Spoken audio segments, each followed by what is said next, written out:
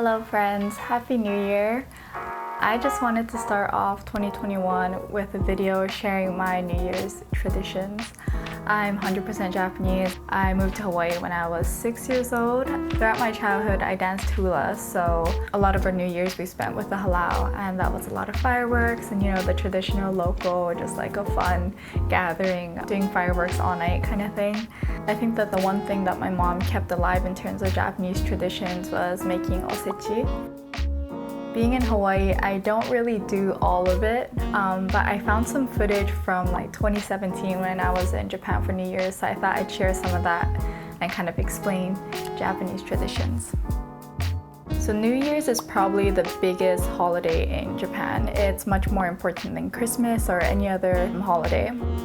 So starting with New Year's Eve, we kind of spend the time to clean up the entire house or to prepare the osechi. And we also eat toshikoshi soba, which is Japanese buckwheat noodles. Toshikoshi literally translates to year crossing.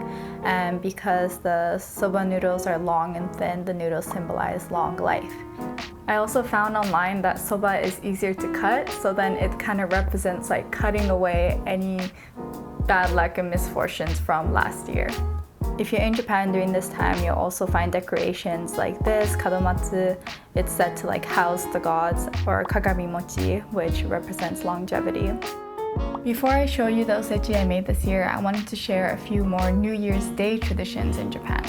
Otoshidama are the most exciting things for kids during New Year's. I remember getting it whenever I was in Japan. I think sometimes my grandparents would mail us otoshidama from Japan because we were here in Hawaii, and I spent like $100 on Tamagotchi one year. It's very common to visit a shrine or temple during the beginning of the new year. We go to temples to pray for good fortune, and usually these temples and shrine will have like street food vendors, omikuji, which is like a fortune-telling strips of paper. And if you get a bad fortune, there's like a place where you can tie the omikuji on. There's also lucky charms like omamori that you can purchase at shrines and temples. There's a famous Japanese saying about daruma that says fall down 7 times and stand up 8. So they symbolize good luck and to persevere to reach your goals. It's like a reminder every time you look at it to reach your goals. So what you do is you fill in the left eye as you concentrate on your wish or your goal. Then when you reach your goal, you can fill in the other eye. So it's a constant reminder when you see that one eye is missing that you haven't reached your goal yet. Another popular activity on New Year's is hiking up a mountain to see the first sunrise of the new year. In 2017, I hiked up the mountain with my family and friends. It's such a nice way to start a new year.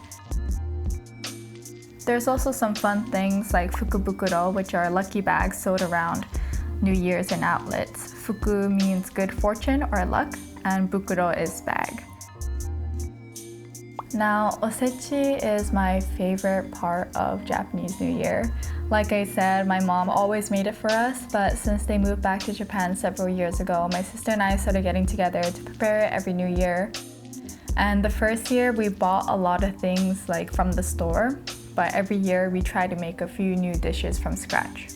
So in Japan, I think there are still people that prepare it from scratch, but you can also buy it at a grocery store or a department store. It's kind of sold everywhere in restaurants, I think, during that time too.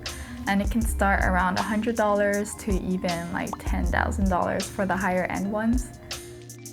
We also have otoso, which is sake that we have on the morning of New Year's.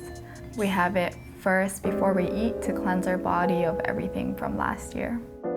So this year, I prepared some things the day before, bought a few things pre-made, and made some things on the morning of. Let's start off with namasu, which is a vinegar, daikon, and carrot salad. This one was super easy to make, and you can also prepare it ahead of time and just keep it in the fridge. Red and white are celebratory colors in Japan and are used in many traditional ceremonies, so it's common to see this salad in osechi. Super easy.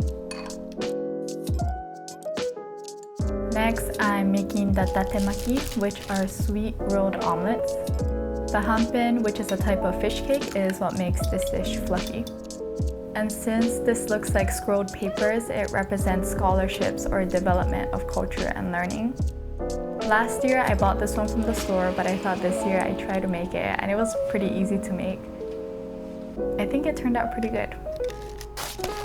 Oh, and also in Hawaii, there's Marukai and Nichiya that I went to buy all the ingredients.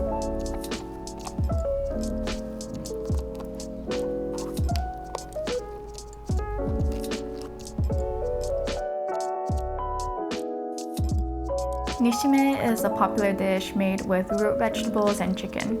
I think this is really popular here in Hawaii to locals as well. Each of the ingredients in the nishime also has a meaning.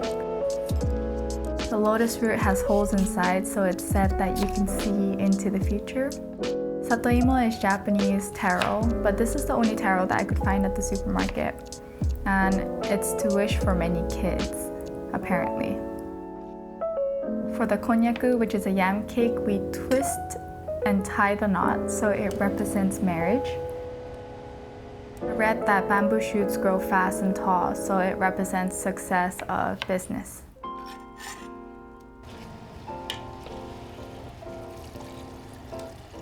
I like to cook this one the day before because it takes some time to kind of simmer, and then all the flavor can kind of soak in throughout the night.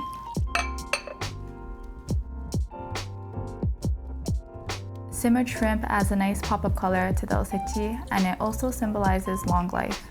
The shrimp is cooked in this curved shape, so it's like an old person with a bent back.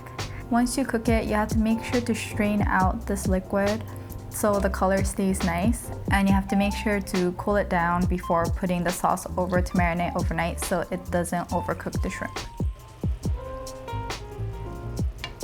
Usually for the fish, we have tai or red snapper to celebrate, but I use adult yellowtail, which is considered good luck for promotion because the fish buri changes its name as they grow.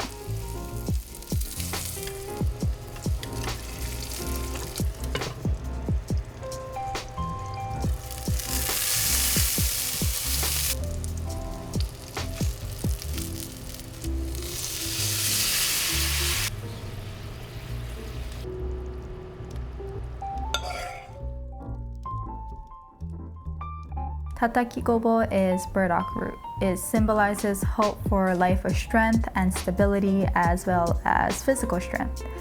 I tried to prepare it the night before but saw that the root was rotten. Oh no! Is it rotten? I don't know, man. I don't trust it. So my sister bought a new one on New Year's Day and prepared it, but we completely forgot to film it. But we did make it. Ozoni is a very common New Year's dish, and it's a miso-based soup that's topped with mochi. So for this one, the way it's prepared differs in every household and in each region of Japan.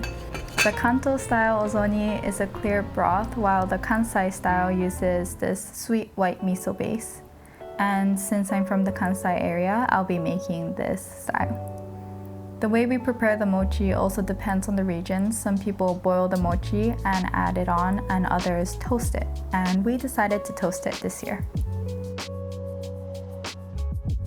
And a few things that I bought from the store is katsunoko. I was going to prepare this, but I realized I bought the one that was already prepared.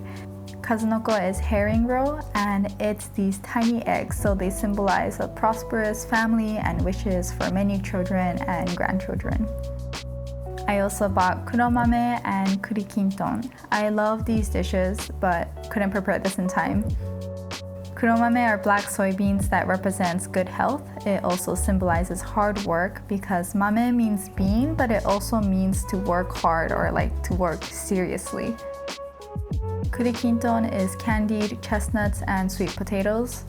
And because of its beautiful gold color, it symbolizes economic fortune and wealth, as well as good luck and prosperity. Lastly, I also bought the tazukuri, which are dried baby sardines. I accidentally bought the wrong ones to prepare, so my sister brought the pre-made one. Anchovies! I need sardines. Are they not the same? I guess not. Tazukuri also means rice farming. And a long time ago, Japanese farmers used dry sardines as fertilizer for their rice fields, so it represents great harvest. So New Year's is a really special holiday for me because I get to kind of like embrace my culture and try to learn all these things that, you know, I've just took for granted growing up. I'm just thinking like in the future, if I have kids, I want to make sure that they can experience that as well. So I'm trying to learn all of it, so by the time I have kids, I can prepare it without having to buy it. I think everyone is scared for 2021, but hopefully it gets better. And maybe next year you can make a few of these dishes. Maybe next year I'll be in Japan, hopefully for New Year's. Anyway, Happy New Year, and I hope you enjoyed.